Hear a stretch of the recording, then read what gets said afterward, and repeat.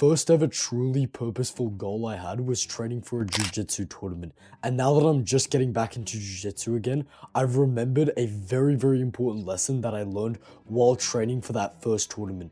And that is the difference between the pro and the semi-pro. And I believe that it's so important, I made a module about it in my free course. Imagine a semi-pro boxer versus a pro boxer. The semi-pro boxer probably trains like up to 12 times per week. Twice a day, takes 1 day to rest. The professional trains 6 days a week, twice a day. They both train the same amount of time. The semi-pro, he like wins a couple fights, loses a couple fights. He's got like a 50-50 win ratio. The pro, he's got like 100% win record. What's the difference? The difference is intentional practice. This is the reason why most people don't make progress towards their goals, is because they show up to the practice. Let's say it's like jiu-jitsu in my case. They show up to the practice and then they just go through the motions. Like they drill the technique, but they're not really thinking about it. They're not breaking it down. They're not like trying to improve at it. When the semi-pro boxer trains on the punching bags, he's doing the combo that he feels the most familiar with. He's doing the combo that makes him look the coolest to everybody watching. But the professional, he like does the combo and then he screws it up and he's like, oh crap, I've got to do it again. And then he breaks it down slower and he does it like 1, 2, 3, like that, like extremely slowly. While the pro trains, he looks like a dumbass. He looks like he doesn't know what he's doing. But then when he fights, that's when he knows what he's doing, because he's been working on the things he was bad at this entire time. He was working with intention. While the semi-pro, he was working in the way that was the most comfortable to him. Even though they were working the same amount of hours, it's the quality of the work that makes the difference, not the quantity. Quality over quantity. They're two different ways that you can practice intentionally, and that's through honing and innovating. I first learned about honing and innovating through a podcast I listened to with a jiu-jitsu athlete called Joseph Chen, right? They're this professional jiu-jitsu athlete and they're very, very good.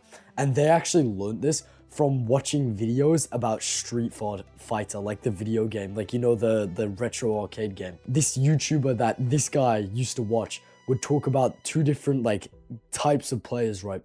People who would perfect the exact same combos, and then the people who would like try and create new combos. This is the difference between innovating and honing, right? Basically, innovating is acquiring the skill and learning the new skill. It's like the example I gave before with the pro boxer, right? How when he's training on the heavy bag, right? He like breaks the combo down slowly. So this punch, then this punch, and then this punch. Oh, I got that punch wrong. Let me fix my form. Let me restart. They break it down piece by piece slowly so you can initially understand it and build that new skill. Then what honing is honing is like turning that skill into muscle memory, right? So that's basically, now that the boxer knows the techniques, then he starts doing it again and again, faster and faster. Now that he has the right technique, he does it faster and faster and faster until it's muscle memory. That's what honing is, right?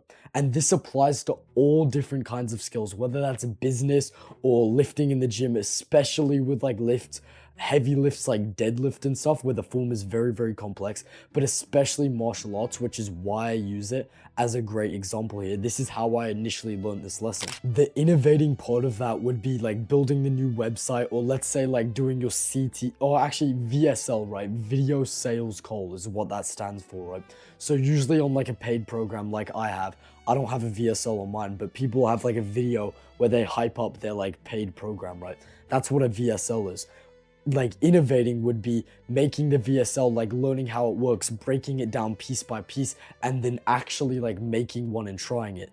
But then honing would be like practicing your speaking skills so that you can perfect the VSL. While like the initial like first time you do the VSL, that's the innovating, that's the trying something new, that's like trying the new form, right? Trying the new like format for your VSL. If your current purpose layer is trying to get to a 405 deadlift, the innovating part would be trying the new form, breaking it down slowly, perfecting that, well, not perfecting that new form, but getting the basics of it, understanding the form, and then like with a very, very lightweight. And then the honing would be the actual lifting where you practice that heavy, like the form with heavier weight, and you like actually just do the lift and like train the lift, and you like incorporate that lift into your muscle memory, the exact form into your muscle memory. I hope this video was helpful for you guys, and first link in the description is my free course. You can check that out. See you guys in the next video. Bye.